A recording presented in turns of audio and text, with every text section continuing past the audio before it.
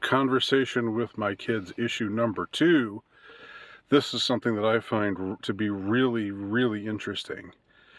There is a word, although I can't think of it right now, there's a word for having nostalgia for a time that you never experienced.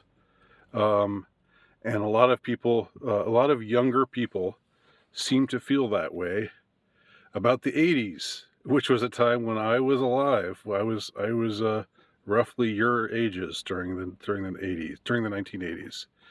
And you both, Soren and Hannah, both of you have independently of each other told me that you wish you lived in the 80s and not now, which I find really fascinating. And it seems like it's sort of a widespread phenomenon among younger people. Like I'm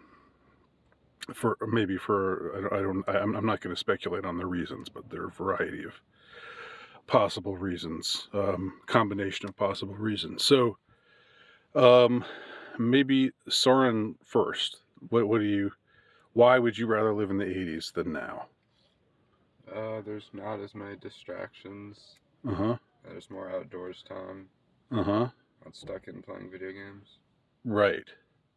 Now, you like, the thing is, we all could make the choice just to get off the internet and stop using phones and just live like people did in the 80s, where there was no internet, there were no... Music was also really good.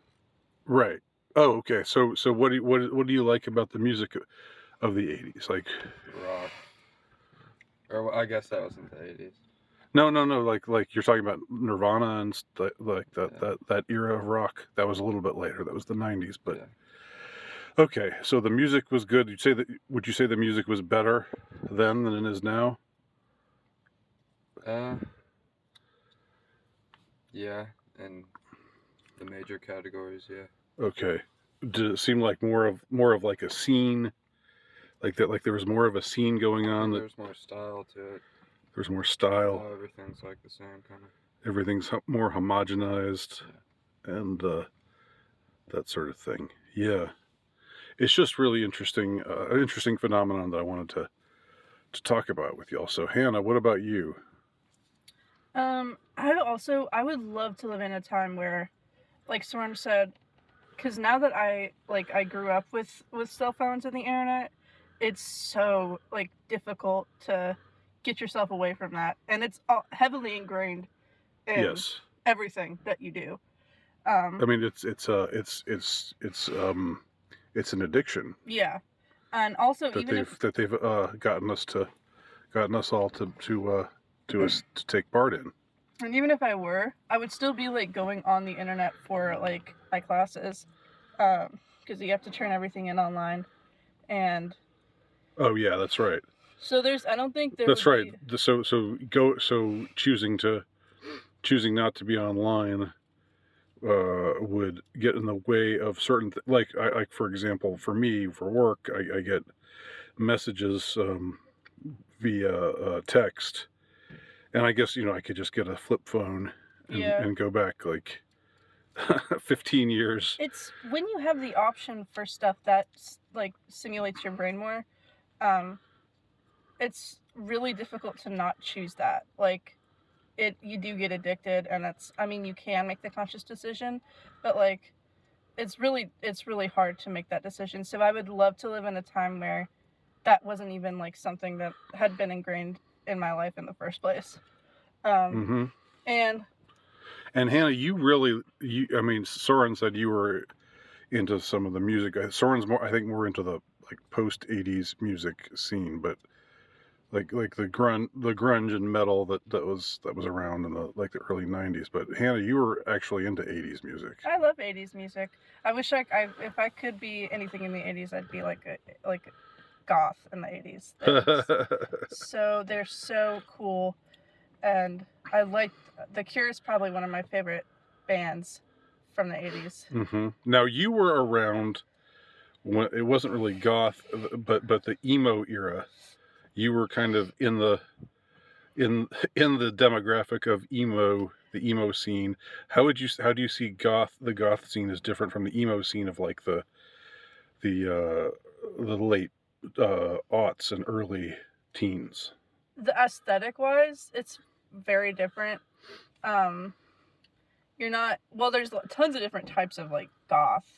So if you're just like doing like traditional goth, Who's your idea of a goth? Like it is like, are you thinking of Susie? I don't Susie have. and the Banshees, or Yeah, yeah. okay. That's what I think of when I think of 80s goth. But there's also like there's like traditional. There's vampiric goth. Right. There's like a ton of different like. There's mall goth, which is like very similar to emo, and that's like. Did you say mall goth? Yeah, it's a newer type of goth. It's very similar to emo. Okay. Um, Has the emo scene kind of died out, by the way? yeah, I think it has. I don't think it's very. I mean, I'm sure there are still emos around, but it was definitely more Well, of an early whenever 2000s. there are teenagers, so of course there are emos. But it was definitely more early 2000s. Right. Early the 2000s, I think going to like 2011, 2012, sometime Yeah. around there. I remember it was I still. was emo in 2014 too. I mean, like, I was Right. never. I was too nervous about what people would think of me if Right. to like fully commit to the style. But I was definitely Yes. an emo, like by the way that I acted. And you saw. My Chemical Romance. Yeah, you saw them more on their comeback tour just recently. Yes, So. they are my favorite band in the whole wide world. I love My Chemical Romance. You know, I was talking to you earlier about the replica. Yeah. About the replica issue, and I've done a video about that here, but there was one really nerdy kind of guy who was who was saying like, and after they got, so after they, you know, his girlfriend, after they removed the possibility for him to talk in an intimate way with her, he said, "I was singing at the top of my lungs, I'm not okay." Oh. No. Is that cringe? Yeah, that is. I mean, that song's like. That song is the song to sing at the top of your lungs, but that is cringe. And this is a guy like in his late 20s or so.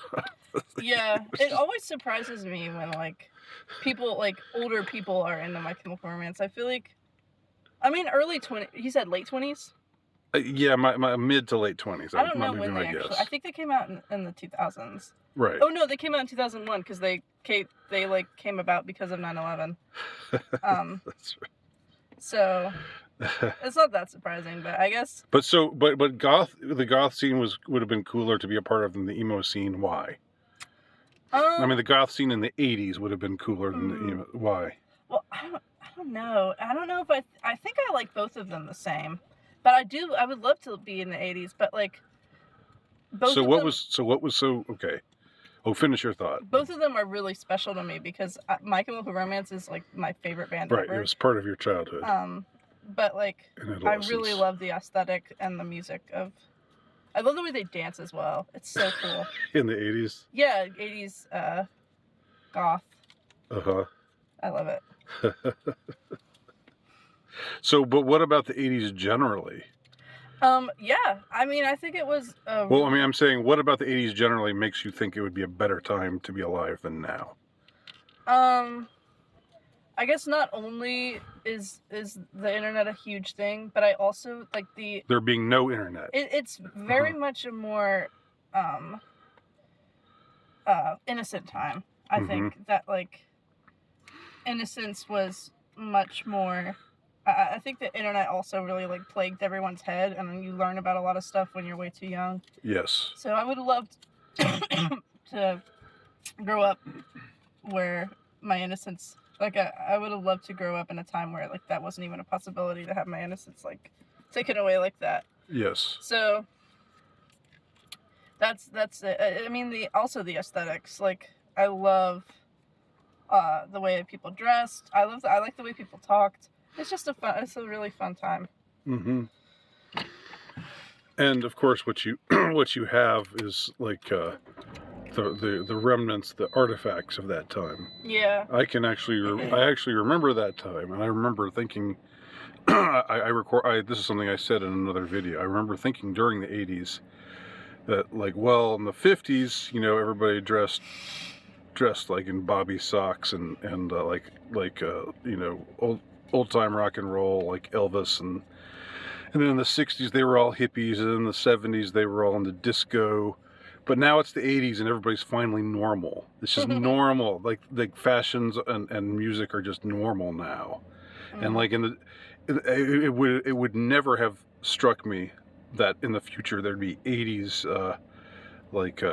nostalgia, because it'd be like, what is there to be nostalgic about? It's just normal. Like it's just so that was a really that's been a really interesting thing to see as a Gen Xer, somebody who lived the '80s and then saw saw what happened afterwards, and who sees young people who you think would be a lot more happy, given that there's so many more options now, you know, that you can, so there's so many more things that can occupy your attention, you know, like, whereas in the '80s, you know, you might have to be bored because, you know, unless you had a book with you, and you couldn't just watch a movie on your phone, you had to go to the movie theater, or you had to rent you know, a videotape, and just stuff like that. And just there's so many things that it's like, you know, a short attention span people would have had a much rougher time in the '80s, and yet there's something about having so many options that makes people unhappy, and even people y'all's age. So I just think that's interesting. Yeah, the internet definitely has more cons than it has pros. Like, especially TikTok. Like, that app. Mm-hmm. I mean, it sucks because I use it, but I like. Do you hate it? If all of the internet was like immediately unplugged and like no one could use it anymore, I would be extremely happy.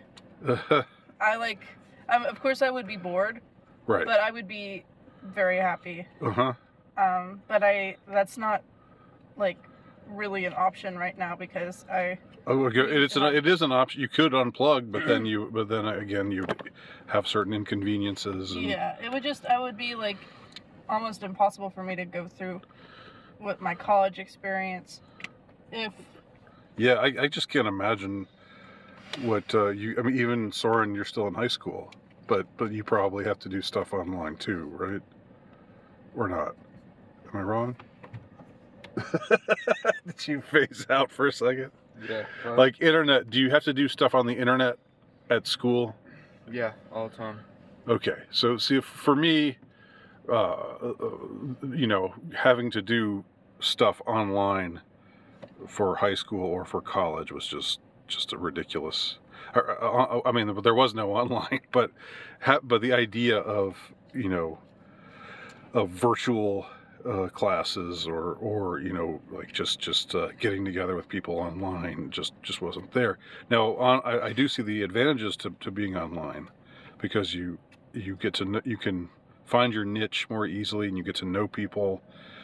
I've probably made friends that I wouldn't have made in a pre-internet age. But it seems like the consensus is, and maybe people out there can voice their own thoughts on this, but it seems like there's a consensus even amongst the youth that it was better before all this stuff, before smartphones, before the internet, before social media. That just seems to be the consensus, largely, from what I can gather. And that's interesting. Do you think there's a sense that, this is the last question I'll ask, but do you think that there's a sense that the world is in worse shape now than it was back then? I mean, I think so. I think people are generally more, you can just see that people are more unhappy. Yeah. And I think a large part of it is social media, because it just causes so, like, a lot of nihilism and depression Yes. is really easy to get sucked into. You have like little kids learning about things that they just like shouldn't be learning about it, and I think it. And you also you see them they compare themselves to others, and it's just not a good community, especially with how young. Like I'm in Generation Z. I got my first like iPad and on the internet when I was like like 11. That's still very young. We should have been a little bit more alert. I think Yeah, I but remember you saying. you had no idea of how big it You was were. getting. We had no idea. Your mother nor I had any idea what kind of things you were likely being exposed to. It's hard. I mean, especially when you don't grow up with it. You can't have any way of knowing how it's going to be. Right. But I think that it's definitely a more unhappy time right now. Yeah. People are more unhappy, and I would agree. mental illness is at an all-time high, I believe. I mean, maybe a lot of it though is that like there's more like mental illness is less like stigmatized, so like people are Yeah. more likely to reach out when they're feeling upset, which is a good thing. I'm glad that people like are able to like talk about their problems, Mhm. but like and also like identify their problems better. But there's also like it is definitely causing But what's causing them to have those problems? That's the I question. think half of it is people that would have those problems anyway. Mhm. That's and- still a lot of people. The other half, Yeah, that's still then a half of hell of it a lot is of people. people that are being negatively affected Hmm. by social media, Hmm. and like getting those problems. So Yeah. I do think that it's definitely a more unhappy time to be alive. Yep. And strangely, we're not to get political, but it seems like we're closer to World War III now than we were in the 80s when there was the Cold War going on. So anyway, hopefully that doesn't happen. I didn't know we're closer to World War III. What's going on? Well, that's good. It's good that you don't know. Yeah, I don't It's really- good that you're unaware.